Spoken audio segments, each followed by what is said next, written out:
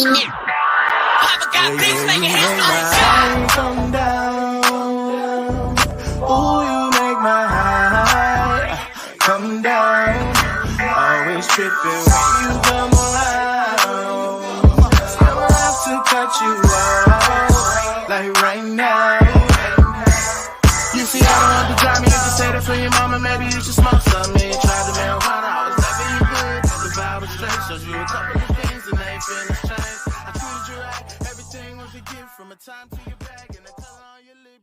Welcome to the Seahawks Man-to-Man podcast powered by Blue Wire. Shout out to the new company. My name is Michael-Shawn and Christopher. You guys can follow me on whatever Elon Musk is calling that app these days.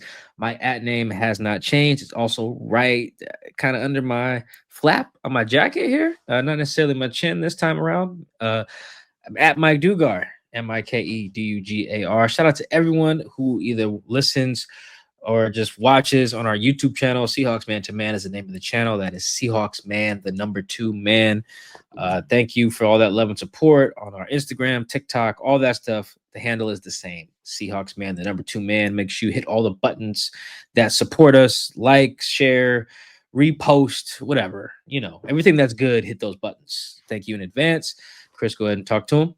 Yes, sir. It is your boy Christopher Kidd. You can follow me on Twitter at CKIDD206 and that's CKid206. Also on Blue Sky as well. Man, I gotta get better at posting on there. I've been getting followers like every time I log in there, and I'm just say maybe 2 things a week, which is top of the morning, and every now and then I'll post our podcast. I gotta be so better on that. And you say top of the morning when you've been up for like hours. That'd be the thing. That happens on Saturdays specifically because, but I need to be better on posting on Blue Sky. That's for sure. Yeah, I'd be forgetting too. It's just so many apps, man. I got so many apps on my phone. I've been trying to clear my phone out with the apps, and I'm just like, whoop, I use that app. I use this one. I use this one.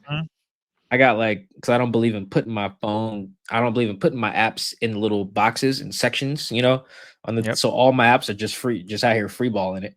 And I have like 6 pages of apps. I've seen it. Yeah, my phone is an absolute disaster. But in my mind, it's organized. It's very weird. Anyway, we're coming to you guys. It's very late. Wow, it's almost 1. We're just starting the show. After the Seahawks tied the Raiders. Oh, thank God there's ties, though. Because if that went to overtime, the game was 23-23, Seahawks Raiders, Pete Carroll's return, yada, yada, yada. If that game had went to overtime, I might have just got up and left. Like if there was overtime in the NFL in the preseason, I might have just got up and said, I'm out. Forget it. I'm not doing this. It's too late. It's bad enough that game that didn't mean anything. Kicked off at 7:00. Yeah, that was real late. Anyway, a lot of good stuff to talk about. First off, for anything on the game, it was very cool to see Pete out there. I didn't get a chance to talk to him. Traffic was nuts because no one in Seattle could drive, so I didn't even show up till right before kickoff. But it was good to see Pete there. He didn't get like a tribute video or anything. I don't know how much they talked about that on the broadcast, but no tribute video. They put him on the screen a little bit when they introduced the Raiders, when Geno led them out of the tunnel, but that was about it. Pete didn't even know he was on camera, so he didn't know to like wave or anything. So none of that. Just guys talked to him pregame, warm-ups, joking with him. I think some guys talked to him post-game. I didn't see. It's kind of hard to spot all those people from way up like we were. But that was cool. Everyone from that era should be remembered fondly for the most part. Russ included, to be honest. And he's so far as the only one that's gotten booed since he came back. It's a little unfortunate for him. But yeah, and Pete's return, that was pretty cool. Seeing Geno over there, that was cool. Chris, I forgot Jamal Adams was over there. Man, I didn't. Did you know that? Did you know he was over there? I did. I did. I heard all about it going into the game, and I'm just happy that he was able to, stay healthy. And I saw a couple of plays he made. He was barking at the sideline. Typical Jamal Adams. The dude loves football, loves competing, and when he gets a big play, he's gonna talk about it, whether it's preseason or regular season. But you have to also realize this is a guy that's gone through so much injury-wise that I just know he was happy to be out there and to just be playing football again, because you never know with this sport. One play can take you out for a year or even longer. So for him, it was just good seeing that confidence back up. I know they moved him to linebacker, which a lot of Seahawks fans are probably rejoicing. So they were able to see him make a few plays, and again, he's back at it. So best of luck to him with the Raiders, and I'm sure it'll be a fun season for him. Yeah, I had no idea he was over there. I was like, yo, what you mean Jamal Adams on the Raiders? I knew, but I forgot. I also didn't know Philip Dorsett plays for the Raiders. I learned a lot about who I plays for the did Raiders. not know that until I saw him. I think they tried to throw to him on third down, and the ball came up short. And I was like, wait a second. I had to look at the roster. I said, oh, wow, it is Philip Dorsett. So, yeah, a couple of Seahawks had, as you quoted, revenge games. Yeah, and Philip was in the fourth quarter of the preseason too. Like he was in there Oh, with the yeah. grind. Yeah, that's Good luck, usually not. buddy. Yeah, it's usually not great. But that was cool. The Seahawks rested their starters for the most part. I think it's so I say rested their starters. However, with Olu Oluwatimi dealing with a back injury, Charles Cross dealing with a finger injury, the lineup that they played on up front was can be four of the five guys. They played Josh Jones, Gray Zabel, Jalen Sundell played center the entire first half. Anthony Bradford played right guard, which is what we've been seeing in practice as well. He could be the starter there. Jalen Sundell could win the starting job from Olu as center. Gray Zabel's already got the left guard job, and then obviously right tackle was owned by Abe Lucas. So there is a world where the Seattle today played four of its five starters. That's possible. That's if Jalen Sundell wins the job. So I should throw that out there. The Raiders, they did play their starters, which I was surprised about. Like I seen Max Crosby out there. I was like, wait a minute. I Yeah. texted Sean. I said, yo, these are starters. He was like, yeah, you see Max out there. Like, ain't that something? Pete Carroll's a madman. So that was good. But I like that though for our assessment purposes, because then we get to see Drew Lock and them in the starting O line against the Raiders D line. So that was good to see the run game and all that stuff. So I'm glad Mike got those guys out there. I think probably Robbie Ouzts can be counted as a starter too. We'll talk about him as well. So I thought that was just to kind of set the table for the matchup there. We were seeing starting trenches, I should say. That's the short version. We saw starting trenches out there, which was really good. And I thought Chris, the before we get into some of the questions we got, the impact of a fullback Oh, in the man. offense was just so obvious. Like off rip. Yes. Like literally the first run play, I was like, oh, they have a fullback. Oh, that run went for like 20 yards. Like it was not a surprise that the president, well, I guess I shouldn't say wasn't surprised. I was just delighted to see my man Robbie, because he's my man now, that's my guy. Robbie have an impact like right off rip. And I think that the offense still has some room to grow. Obviously, it was first game, but that right there jumped off from like I think that was the second snap of the game. A fullback's in there taking on a Pro Bowl D end, and the play goes 20 yards. I was like, okay, Klint.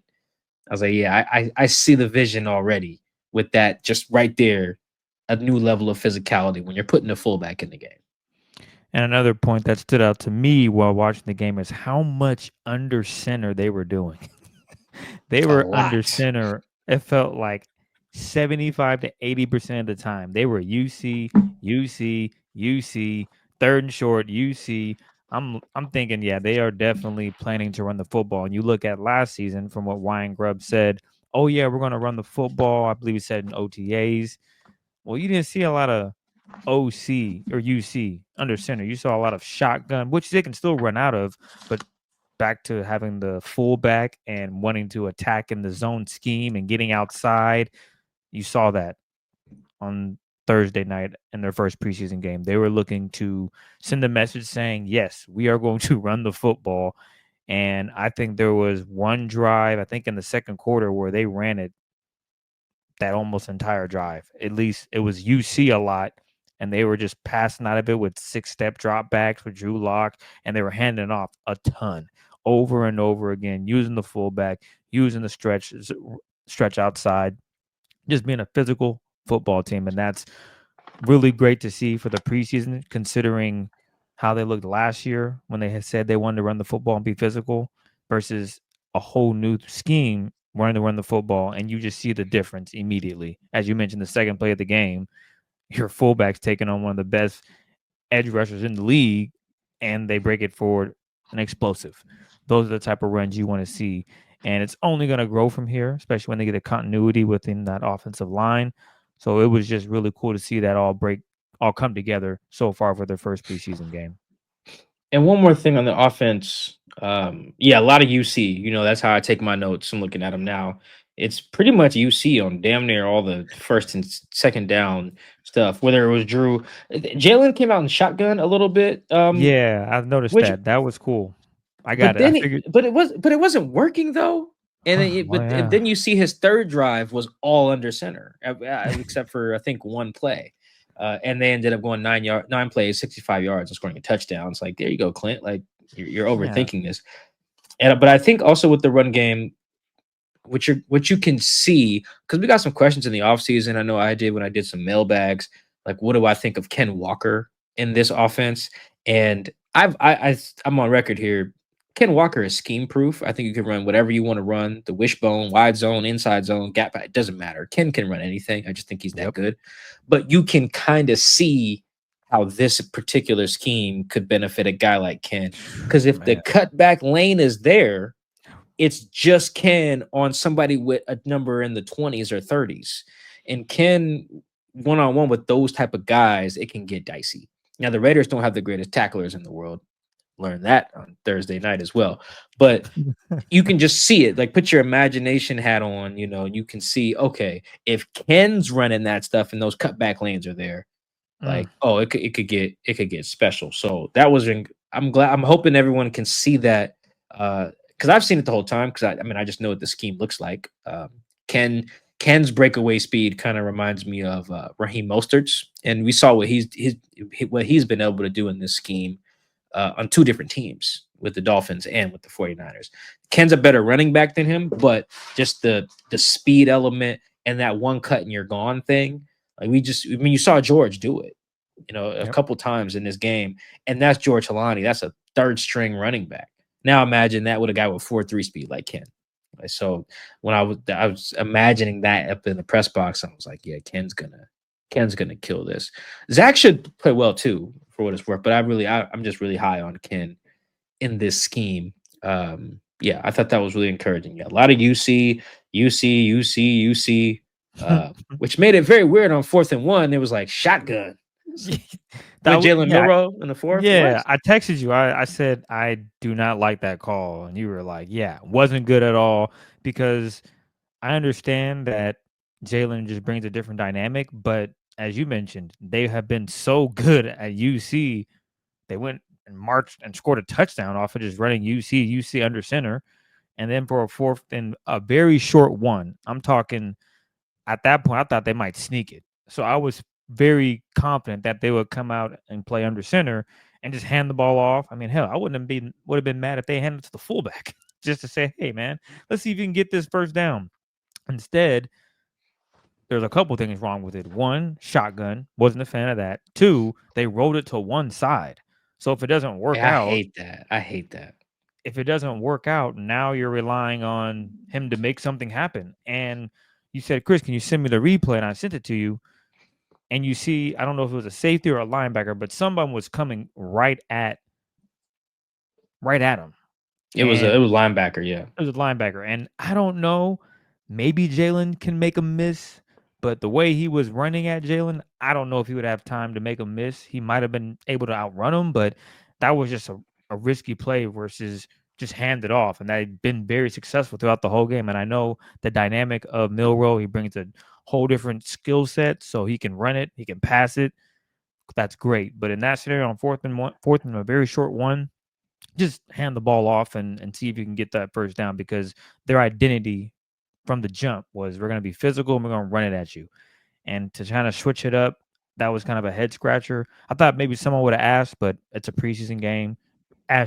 Thought someone would have asked during the press conference, like, "Hey, Mike, what was your thoughts on that 4th and 1 call there? Would you have liked Klint and those guys to maybe get under center and run it, or were you comfortable with that play call?" Because in my eyes, I'm thinking, why are you even doing that? You can just hand it off. You guys have been running with the fullback throughout the game. Brady Russell had some opportunities at fullback. So give them a shot. Let's see what they can do. But that was kind of my one critique that I did have after watching the game, thinking, what in the world? Why would you guys do that on fourth and a short one? Let me add to that before we get into questions. With the under center to shotgun ratio in the drive prior to that. So the drive prior to that ends with a touchdown. It is the one that ends with the Jacardia right. He ends up Yep. getting in from one Number yard out, 31, right? right? Yep, Yep. 31. Yes. So the start to that drive, under center, 8 yards by number 35. That's a guy that just signed, Anthony Tyus, right? So you got an 8 yard run from under center, a 4 yard run from under center, a 6 yard run from under center, a 2 yard run from under center, a 5 yard toss from also under center. Really good blocking by Mike Jarrell on that play. And you got a shotgun play for 14 yards to Marshall Lang, the tight end. Then right after that, play action rollout for 15 yards. Then another toss play to Wright this time for 10 yards, and then Wright gets in for 1 yard. So you got 9 plays and 8 of them all under center. All those plays were effective, by the way, all high success rates if you're into all that nerd stuff, right? And this is the next drive that ends with the failed fourth down. You got under center pass to Lang again. And then they got ugly there. Had a false start, screen pass. I see you didn't text me about that screen pass to Ricky White. Chris texted me about the screen pass to George Solani. I'm like, anybody worried about that? They get an illegal formation on the screen to Ricky. Nothing. Phone don't buzz. It's cool though. It's fine.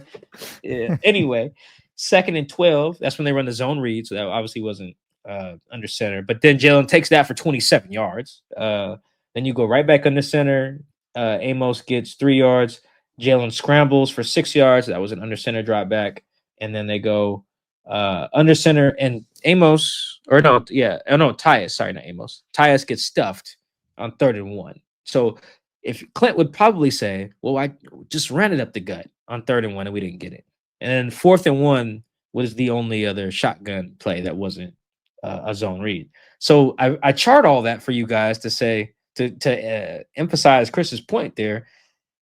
They were working on under center the whole time. I thought that it's not just that, oh, it's their identity. It was working too to get them points and move the ball and get first downs. And then Clint just was like, "Nah, I got to see what Jalen can do here." Which on one hand, I can feel that because we all wanted to see Jalen.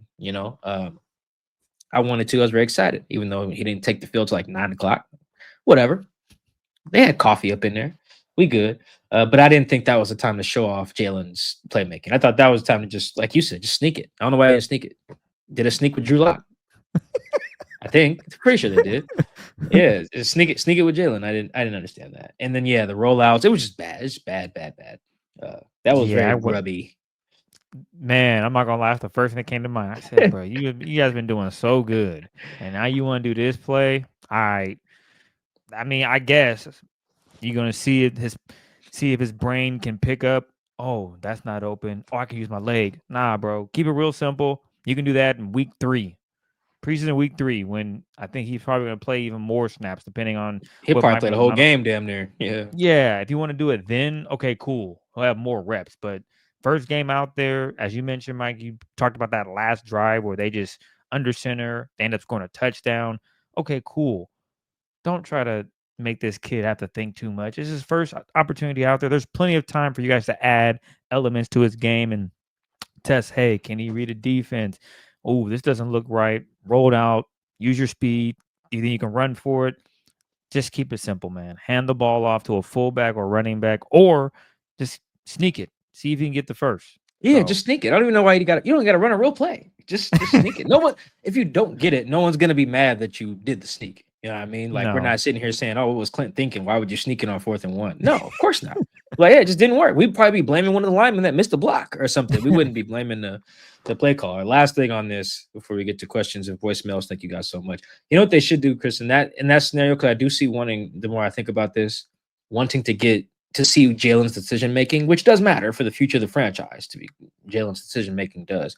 Do you remember there's a 4th down play when the Chiefs beat the Niners in the second Super Bowl they played against each other? There's a 4th and 1 in overtime of that game where Mahomes has a keeper and he has the option to run as well to his right, and he ends up taking off on 4th and 1 and sliding and get like 13 yards or something like that. That type of play I actually could get down with. I believe that was either pistol or shotgun. and it's a read from Mahomes, but he also has the chance to run. It's like it's what they were trying to accomplish in the play today, where you want to give Jalen throwing options or he can take off. I just didn't like them doing it that way. And I'm with you. When you cut the field in half like that, I don't like it. It's just so easy to stop, especially when you got like the third string route runners out there. You know, no offense to these guys, but that y'all That's in the the fourth reality quarter of of it. a preseason game for a reason, right? Yeah, that's just it. They're not the nicest of the route runners out there. So yeah, everything else was pretty solid. I'm with you. That one I was like that, and then the screen passes. I was like, why are we doing that? You see Hey, how wrong that can go. they went 50%. And one last thing before we get to Twitter questions, the defense. They showed quite a bit. I like what I saw from Nick Imamori. He came off the edge on a pressure. I feel he could have smoked Gino, but he was just like, "Hey, what's up, man?" Just gave him a nice little shove. And then he also on a backside pressure on a blitz, he came out and was able to get a tackle for no gain. So he looked fine. He looked solid. And then Josh Jobe, he was getting some action early. They was testing boy.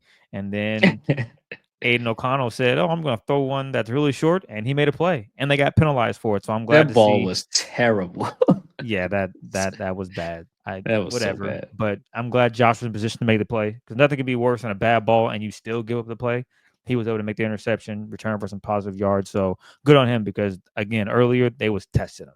He got a little hands to the face earlier in the first quarter, so we definitely bounced back and got more comfortable in the game. But other than that, I thought the defense just showed a lot. Mike Macdonald sent pressures and getting creative. Hell, Aiden O'Connell threw two picks. One of them he threw right to what's his face, Nehemiah Pritchett. They call him Nehemiah. Mighty.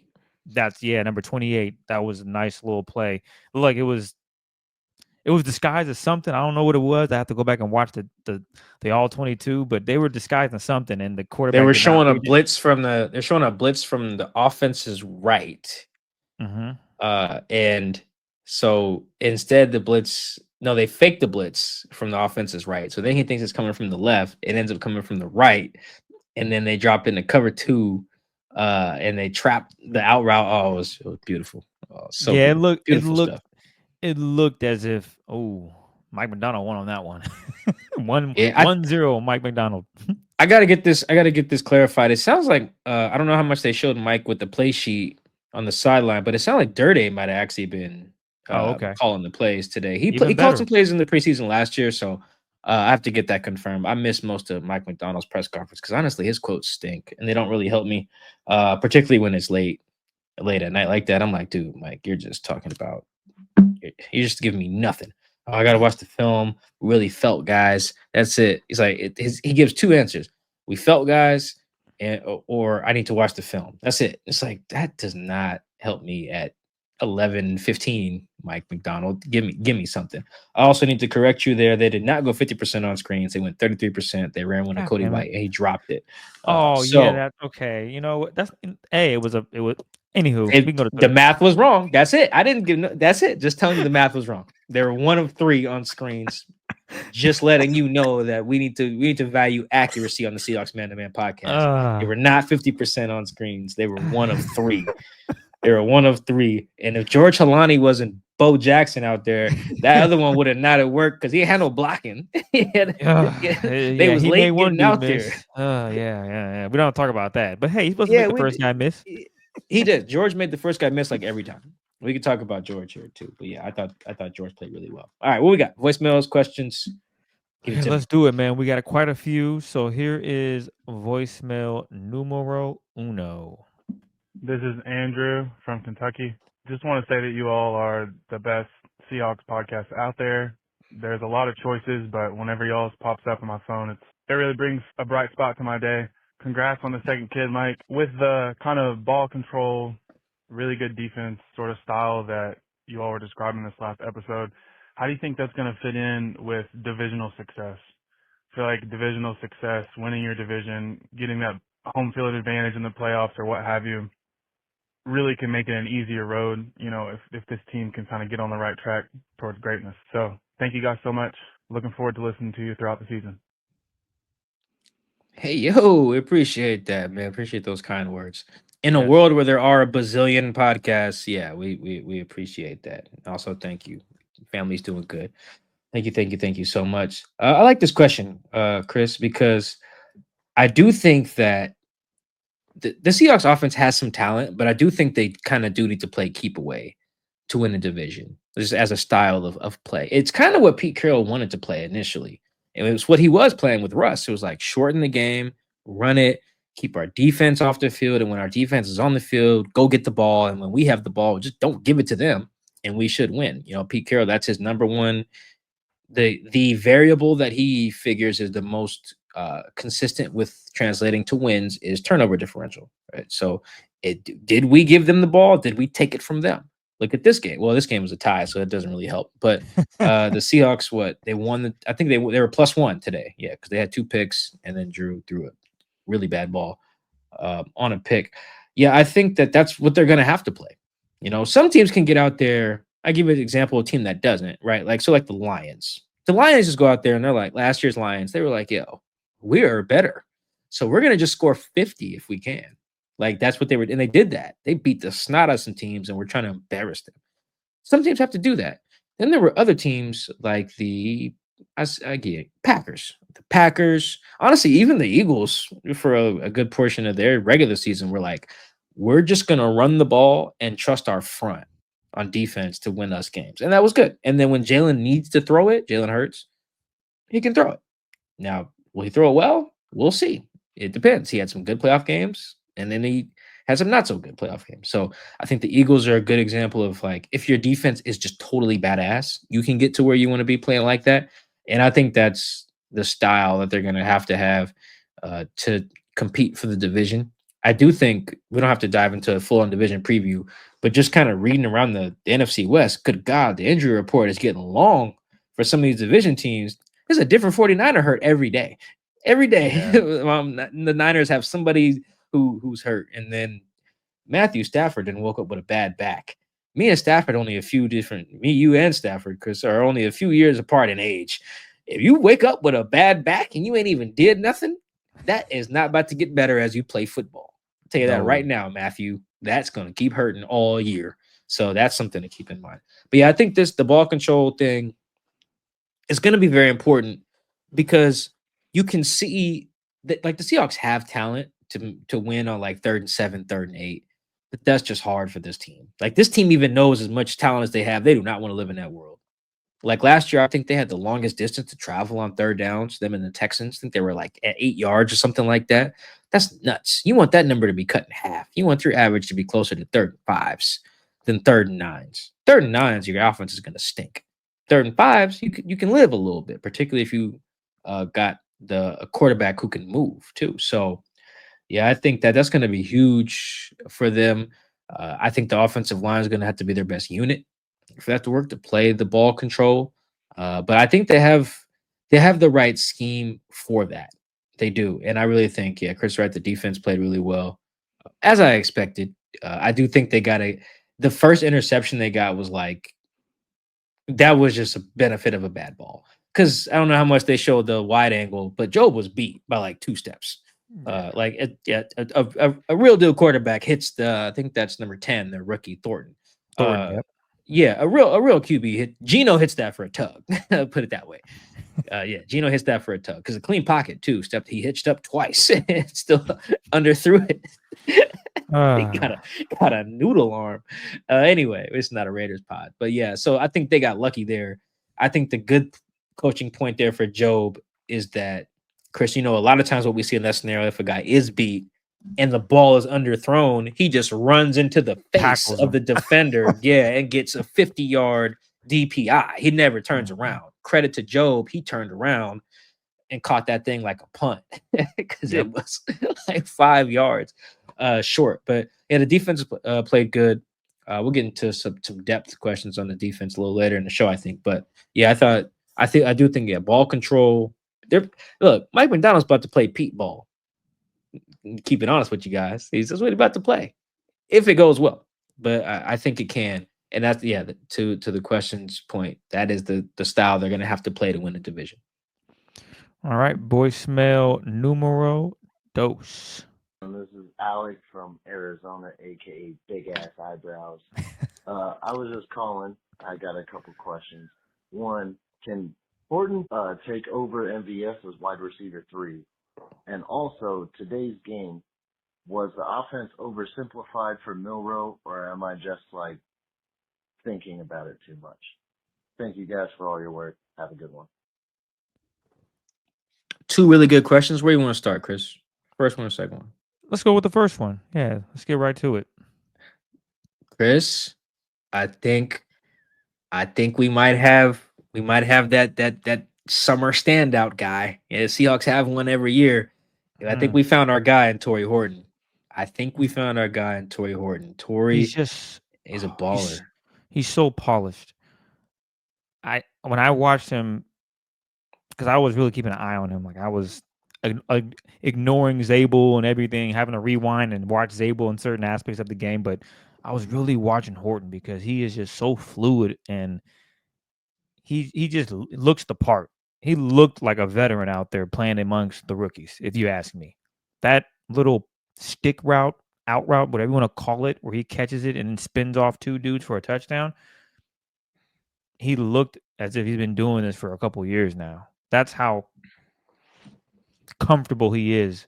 And that was with the backup quarterback. It wasn't with the starter, Sam Darnold, who I understand that he's getting some reps with the first team. So this is I would not be shocked if he ends up being that third or fourth receiver. He is capable of doing that, and you're seeing it just in this preseason game. And I'm sure in the second preseason game against the Kansas City Chiefs, he'll get more reps and more opportunities to showcase his skill set. Also, him returning punts.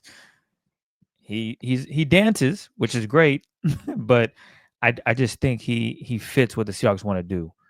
He gets to his spots. He knows how deep he can go in some of those routes, and he just looked comfortable. It didn't look out of sync. He just reminded me of someone that's been in the league for a while, makes clean catches, attacks the football. Great throw, by the way, from was that? Yeah, that was Drew Lock that threw it to him. Yeah, great throw by Yeah, Drew. all his catches were from Drew. Yes. Great catch, and he again made a couple of guys miss and scored a touchdown. I know it was against the twos, but he made it look easy. He made it look as if, as I said, he's been doing it for a long time. And when you have a rookie doing that, you start looking around saying, "Well, we got 35 million in cap space. I mean, shoot, MVS cost us 3. We can cut ties. It's not a big deal. We got this young dude that plays special teams as well. He's so versatile. So right now, his stock is on the rise. MVS is gonna have to. Did he even play? No, he didn't dress, which is like a good and bad because it's good because that means you're a starter because the starter sat. It's bad because Torrey Horton is coming. Yes. Like Torrey Horton is coming. Yeah, I think no one's stock on the team has risen in the last 2 weeks more than Torrey Horton's. Like I think he has elevated himself from like backup, buried on the depth chart to oh, you could be like second on the team in catches. I go back to someone. I just found my tweet. Someone said, I tweeted on July 29th, Torrey Horton just caught a long ball on Nehemiah Pritchett in 7-on-7. Drew Lock made the throw. Someone tweeted me and said, how does Torrey Horton look so far? I remember I was walking just to my car, I think. And I said, really good athlete, good balance. And it's just so simple, but like you guys are seeing it now. Those are the attributes that Torrey is a really good athlete, like a really high level athlete, and his balance is impeccable. That's the thing. Like it's weird. Usually you hear balance with like running backs, but balance is for anyone who just is important for anyone who has the ball, and that is that's how you can make those spin moves on the punt return. That's how you can have the feel to split those two guys on the low. Let's call it an out route on the touchdown, and then the spin, and just not even. It just looks super fluid, like you were mentioning. It's. I just think that when I see that, I write down it. Just good balance. It's really important. He was actually open too on a play that Drew Lock threw to Robbie Ouzts in the flat that went incomplete. He was wide open over the middle. The all 22 will not be kind to Drew there. I don't think because he had time in the pocket as well. But anyway, Torrey stock on the rise. Yes, I do think he could be.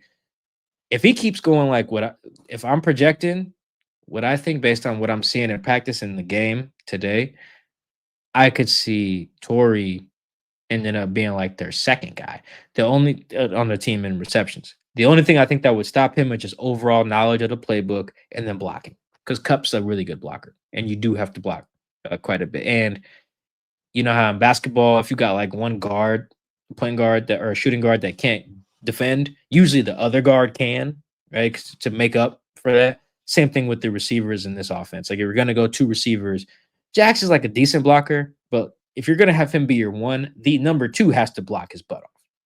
So that would probably be the only thing. But it's not like I think Torrey's a stud. I would love to have seen Torrey with Gino. I think they would have really lit it up. On to the second part of the question, was the offense simplified for Jalen? Yeah, I think so. But I would add this: it's not just simplified for Jalen. Remember, Jalen is playing with all the other third stringers. So there's a reason these guys are third string. Everyone's reason might be different, but there's a reason. There's a reason his center is a third string center. There's a reason the left tackle is the third string left tackle. Actually, might even be like the fourth string left tackle at this point. So he's out there with the third string tight ends. Everyone's third string. So it's not just they're simplifying it just because like Jalen's brain can't handle it. I understand the question, how it's framed, but I just want to just make that clear. The offense is simple because A, preseason offenses are just simple, but also B, everyone in there is a third stringer, and those guys get the least amount of reps on the team. So that's part of it. I think that simple offense can be good if that's what your quarterback requires. I think a really good example of that is the Washington Commanders last year. I forget which DB last year got in trouble for saying they're running a college offense. I think it was the Bengals' Cam Taylor-Britt. It was like, yeah, man, they're running a college offense basically, and everyone's eating them up in the media before they played them. And then Torrey hit him then Jaden hit it with a game winner. But anyway, they were running a college offense. They had college coach calling plays, Cliff Kingsbury. But Jaden just came from college, and that's the offense that helped him be great. And he evolved beyond that later in the year, but early on, they were easing him along. And it's not that they were just making it simple just for Jaden, it's for everybody. But if your quarterback needs that, you just do what he needs. And in that instance today, they was like, hey, let's run a few of these concepts, pretty simple stuff, some little curl flat action, real simple, get the ball out, like not make the reads hard. You don't have a lot of time in the pocket usually with your third stringers, right? You want to get Jalen killed back there. So yeah, it's a simple offense, but that's just mostly because it's the third string. I also think in general, the last thing on this, the offense is just simple in general. Whether Sam Darnold's in or who's a backup, Drew Lock or Jalen. Yeah, it's simple. It's run the ball, play action. That's it. It's make all of the play action or make all of our run concepts look just like our passing concepts, so that when you try to come down because we got a fullback on the field, well, boop, play action. Now we hit the fullback for 17 yards. Oh, the receiver just cracked your safety on this last play, and it looks like we're running that play again. Your safety comes down, getting a little aggressive. Boom, corner route, play action, boom. Like the offense itself is designed to be simple. Now there's some wrinkles here and there and some layers, but it's mostly just make everything look the same and build everything off of our run game. It's a pretty simple scheme in general. So it's part of it because it's for Jalen. Part of it's because it's the third stringers. Part of it just is the offense is simple. But I do think when it's Jalen's time and it's time to open it up, you're going to see a lot more of like 2012, 2013 Russell Wilson type of offense with a lot of zone read, stuff with the running backs, letting Jalen's legs take over. Because you guys seen a little glimpse of it there today with the 27-yarder. Boy, when Jalen get them legs churning, when Jalen Milroe gets them legs churning, he one of them guys who could take one to the house from damn near anywhere. That boy is special. So yes, the offense is simple, but it's not just because of Jalen. All right, let's turn it to Twitter questions. This first one is from Chihuahua Glory. Of all the second half players, who do you think helped their chances of making the final 53? Yeah, generally, if you're in the second half, it's not great, but I like it. So let's run with it. I think one guy, see if you got a guy too, Chris, but I think the guy I would probably pick is number 51. Is it Jared Ivey? He's a big dude. I think he's playing. Let me see. Answer this question. What the hell do they have him listed at? because he be rushing from the edge, but that's a big boy. Yeah, he's listed as 6'6", 274. Ay Dios mío. That is not a regular edge rusher there, buddy. But anyway, he had some really good pressures in the game. He's just a good young prospect in general as an edge rusher. I think he played a lot in the second half. He might have played in the first half too, but for all intents and purposes, I'll use him to answer this question. So yeah, I thought he was he's probably the guy who helped himself the most. I'd have to rewatch the O line to tell you who helped themselves there. I did mention Mike Jarrell earlier. I think on a play, I thought he had some good blocks in the second half of the game. There, I was doing like a little not mock draft, a 53-man projection in my head as the game was going on, and initially I didn't have Mike Jarrell on it, so I think he might be helping himself out to make the team there, even as a guy who was playing during the segment of the game where the people on the field usually aren't going to be the ones you see making the 53-man roster. Oh, for me, I think he only had 1 or 2 catches, but Tyrone Broden, number 85, he flashed a little bit, so that would be someone that, okay, he can definitely potentially make the team, and he had a great start, I would say. So obviously I have to go back and look at the tape to see what else he was doing, but I know he came across the field and had a really great catch. So you get the opportunities. When you get the opportunities, you make plays. That's a start. That's all you can do, right? You drop a pass, kind of like what Cody did on the screen. Not the best thing for a guy like that, but he's going to get more opportunities in the next preseason game, and he's going to get opportunities in practice as well. But for a guy like 85 to be in there late in the game to make a play, that's all you can ask for. So I'll go with him for a guy that probably made a case to stick around a little bit longer. This next one is from Ryan Turner at Turns 44. After game 1, who is the bubble wrap guy? We've seen enough. Wait till week 1 to see the field. What you got, Mike? Who you think is the bubble Yeah, wrap that's guy? tough. There's a good argument for a lot of bubble wrap guys because of the injury guarantee that there is in the NFL. Like football hurts, man. Like it really does. Okay, there's a lot of guys to choose from here. I thought about this a lot when I saw it. It's a weird position to choose, but I think my bubble wrap guy might be Robbie Ouzts. Like I think I've seen enough. I'm good. I'm good. I've seen him take. Honestly, they could have took Robbie out after he just took on Max Crosby second play of the game. If he was like, I've seen enough, buddy. You take on Max, because then he just on the George Halani touchdown run, he seals off, I think, a safety or something like that. That's fine. I know Robbie can do that, because that's my guy. But when you taking on a Pro Bowl edge rusher like all world guy like Max, I'm like, okay, cool, we're good. I don't need to see any more. Robbie, put him in the bubble wrap. He's good. That's your fullback one for the next 4 years at the very least. Am I crazy for thinking Torrey Horton? Am I just like, yo, man? I know he's a young guy, but at this point, I'm like, what else you need to see, man? I mean, you can just run him through practice. He'll be all right. You don't need to play no preseason games. But I understand MBS is a veteran. How's the scheme going to hold up for this young rookie? Does he have it all? Is he ready for it right now? So he's iffy for me. But if I had another player, it would be Gray Zabel. I thought when the couple plays that I watched him, I was like, yep. They got a guy. He's good.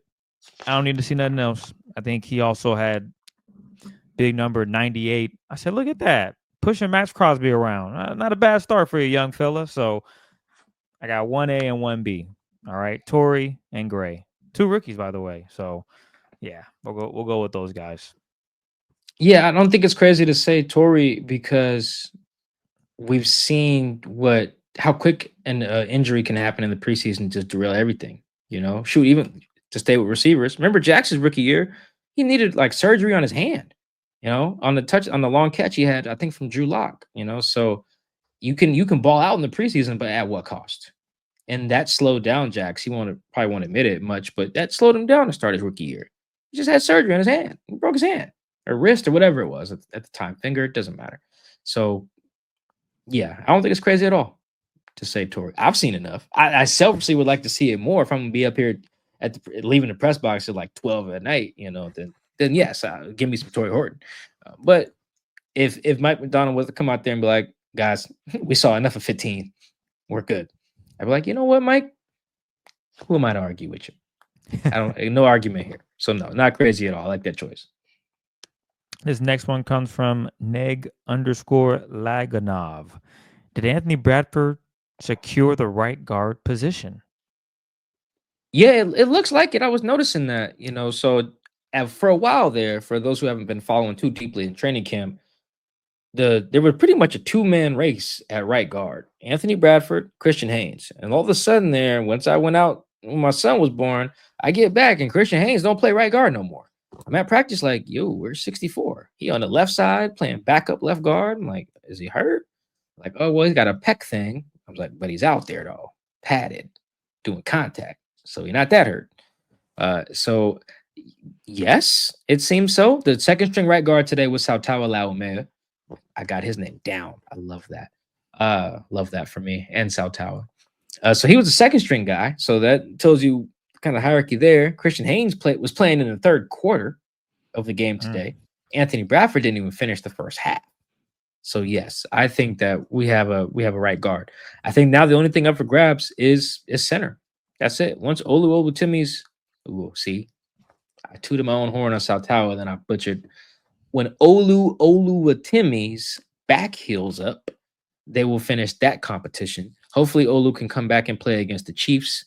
If not, joint practice will settle that. But center, I really would like them to get down early because the center has so much responsibility in the scheme. Sam's a veteran quarterback, so he'll handle it. But still, the center is so important that I don't want that competition going all the way through joint practice. They should go into Green Bay with their starting center.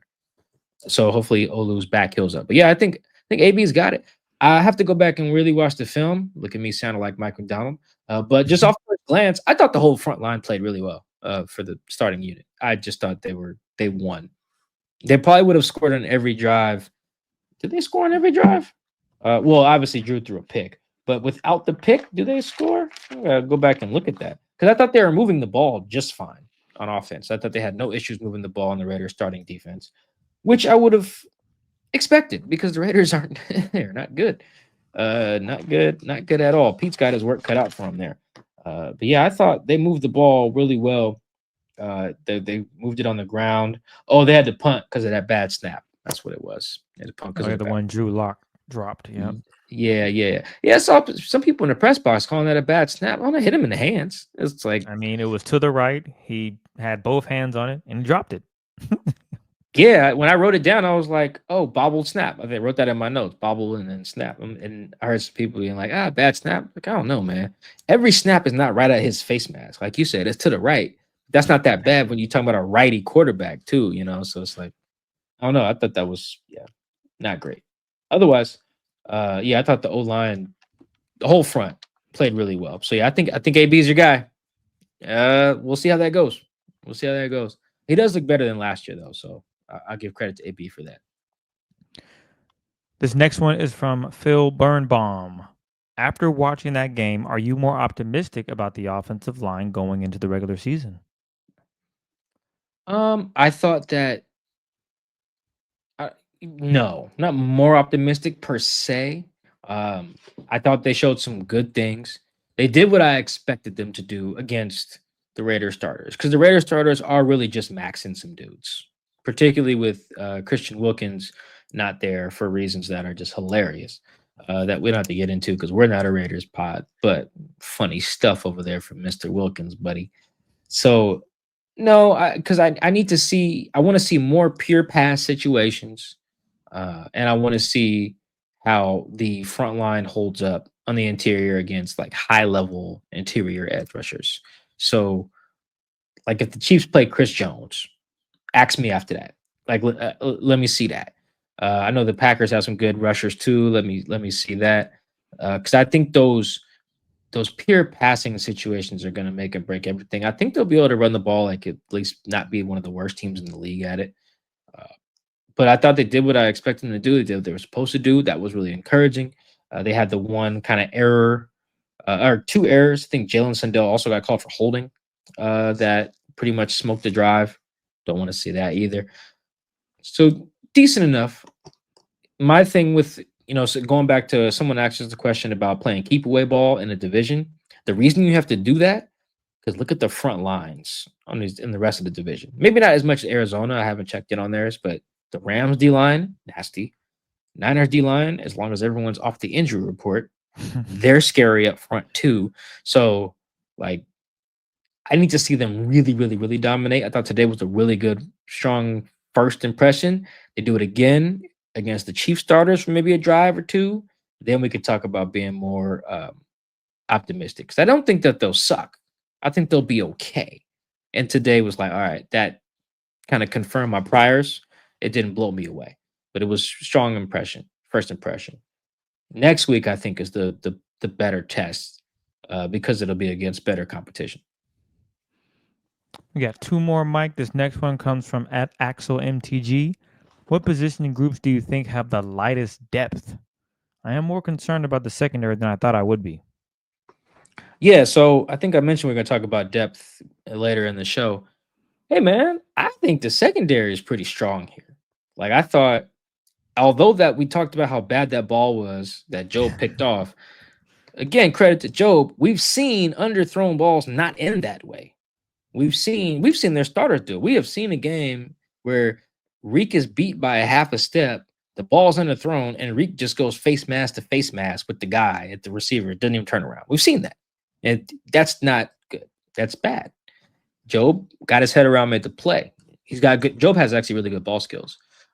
Nehemiah also has good ball skills.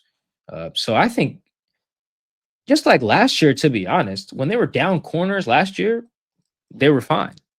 You know, it was when they were got down D linemen is when they really got screwed, like particularly in that like Lions game. But I think if let's say their starting nickel package is Eamon Worry, Spoon, Reek, Kobe, and Jay Love. Spoon roll his ankle or something. I think they can get by a couple games with Job out there or Nehemiah. I do, depending on who the game is against. But I think they can get by. I'm not actually worried about that. I think that's where they have some, maybe the most depth, to be honest. Because even at safety, we don't talk about Ty Okada that much because he doesn't do that much to warrant stuff. But me watching him every day, Ty is a ball player. They could definitely get by. Kobe roll his ankle out for 2-3 games. They can get by with Ty Okada playing next to J Love. I do feel confident in that. Again, depends on who the games are against. But just broad strokes here, I do think that they have some really good depth there. I feel confident about that. And I think that is a reflection of coaching. Because in Carl Scott's room, Carl Scott's like the DB coach, passing game coordinator, him and Jeff Howard. Those guys emphasize a standard. They have a no drop off standard there. Their belief is, I don't care if you a 7th round pick from who gives a damn state or you're a 5-star from Bama. If we put you in the game, there's a standard. There's a standard that DBs have. Don't care about nothing else. Go ball. And you saw it last year when guys came in and made plays at DB. You know, when they had to come in, particularly in that like Falcons game, stuff like that. So, yeah, I think they're good there. Chris, where I'm concerned is that inside backer. I was going to say linebacker. Yeah. Ernest Jones roll his ankle and got to miss a couple games. Then you got to see if KJ Wright will put down the clipboard, fly back home, and see if he can still fit a B gap. Like then I'm a little worried there. That is where I'm worried there. Like one of the touchdowns I think today was Drake Thomas's fault. Patrick O'Connell had a good play in coverage. If I'm not mistaken, he's number 52. Yeah, it was the crosser. The tight end came across and he picked it up, as you should. You know, playing a little zone defense and guy runs across your face. Oh, that's my guy. I got him.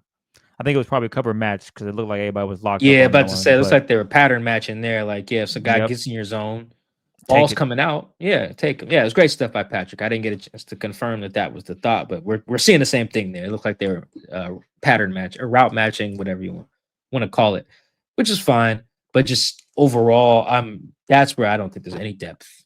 Tyrese Knight didn't play because he got a knee problem. We'll learn more about that by the time this podcast drops. So safety or DBs, I feel really good about.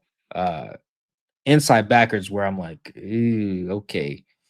Ernest is the bubble wrap guy. I don't think Ernest should play all preseason. I'm serious. I don't think he should play. I know they probably want to get the rhythm of getting the calls in and playing. Nope. Don't care. Do it in practice. Do it in practice. Because they can't afford to lose him. They just can't. They can't. Yeah. I don't think they should play Sam either. Like there's some guys I'm just like, do not play them. Jackson, I don't even want you to know where your cleats are on game day. Don't even warm up. Don't. Jackson, bubble wrap. Bubble wrap. Charles Cross, bubble wrap. Abe Lucas, I don't think he should have played today. I understand playing him because they've been trying to keep their right guard and the right tackle together, like to build some cohesion. Like Abe usually plays next to AB in practice and vice versa. Like Abe will take second team reps at right tackle sometimes to make sure he's playing next to AB, while Christian Haynes would take like first team reps next to like Josh Jones to kind of keep the continuity there. So I get playing Abe. I don't like it, wouldn't have done it, but I understand it. But he's a bubble wrap guy too. So yeah, inside linebacker could get real scary, particularly in this division against Sean McVay and Kyle Shanahan. Last one comes from Mark. Does the potential sale of the Seahawks have any effect on contracts, extensions, and or high-profile acquisitions? Example, Micah Parsons, since those moves will require cash up front. I love that sometimes somebody's Twitter name is like Monkey Nipples 77, and then you get someone like this where it's like Mark. Well, it. the last name I wasn't going to try to read. I was looking at it. Oh, okay. So I just said we're just going to stick with Mark. So I appreciate you, Mark. Oh, gotcha. Okay. So I would say I don't think so. I've checked in on this periodically about like cash in hand. I haven't heard anything to say that they're cash strapped. They have a cash budget, and every GM and salary cap manager has to follow that. That doesn't mean you're like strapped for cash per se. Like, for instance, from afar, it very much seems like the Bengals are strapped for cash. Like, I bet you part of their holdup for paying Trey Hendrickson or not paying him is like, we just gave a bunch of cash in hand to what's the receivers? Jamar Chase and T. Higgins. Yeah, they just gave them cash, lots of cash. I don't have their guarantees in front of me, but that's a lot of cash. That's not a team rolling in dough. So they're probably telling Trey Hendrickson, bro, we just can't guarantee you that much cash. Like, we got to defer it a little bit because we just don't have it. That's one of those teams.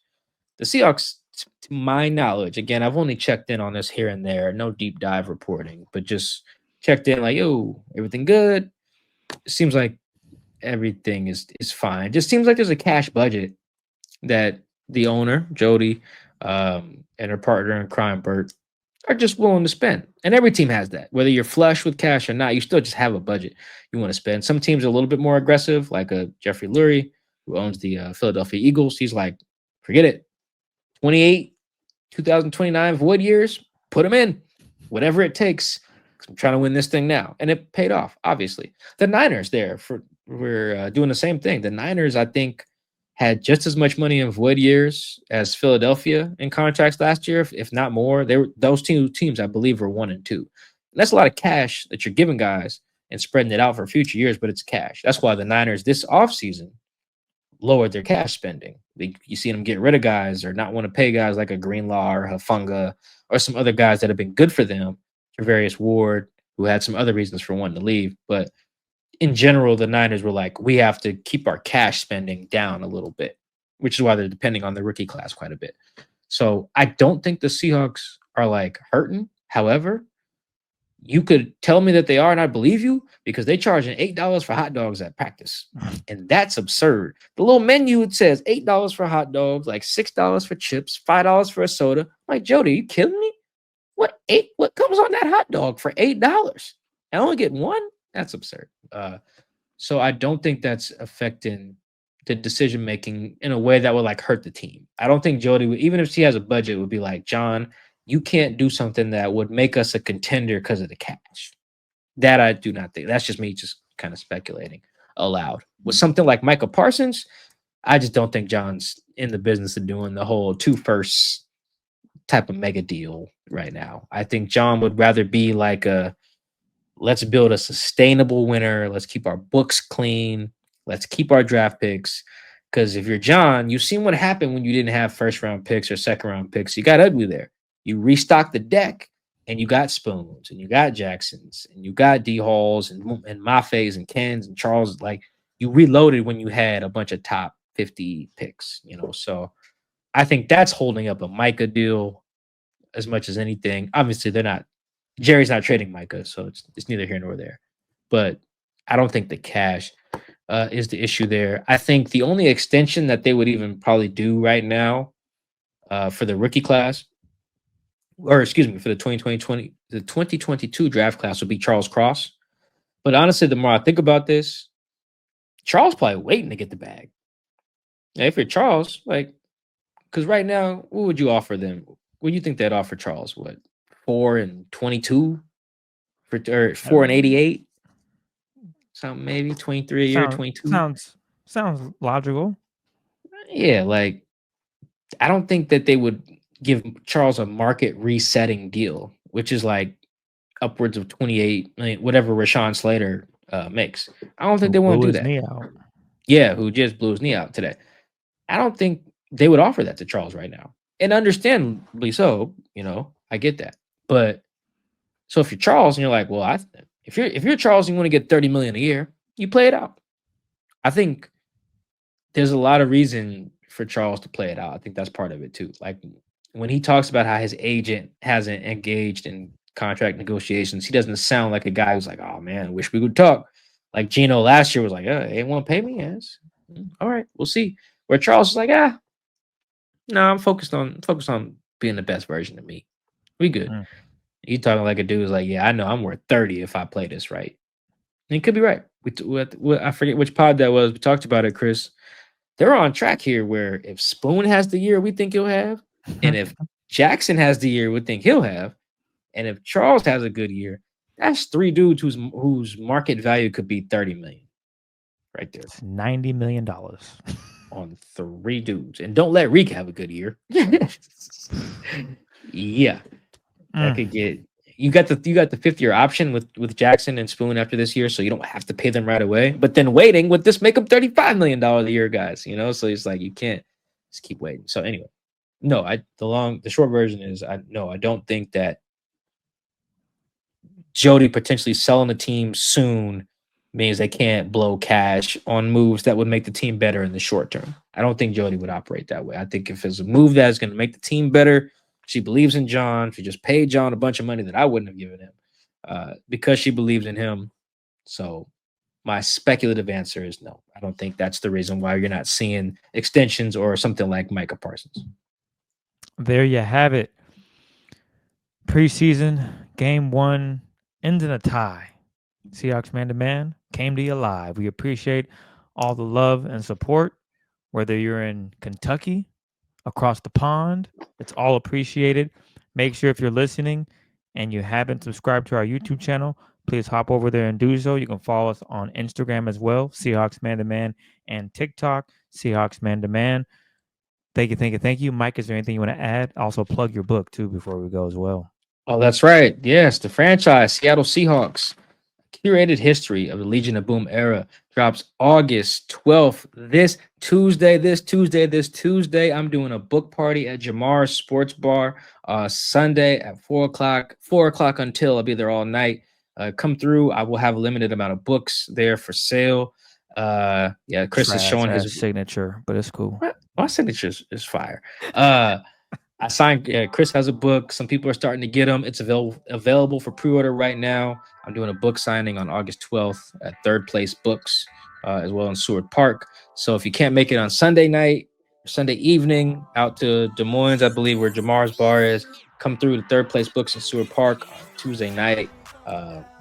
Very excited. Appreciate all the love we've been getting so far on the book. So, and again, thank you for all the love on the podcast, all the support. We appreciate you. It means the world. Hit us up on Blue Sky, Instagram, TikTok, YouTube, all that stuff. We're going to get some sleep. We'll see you guys next time. Peace.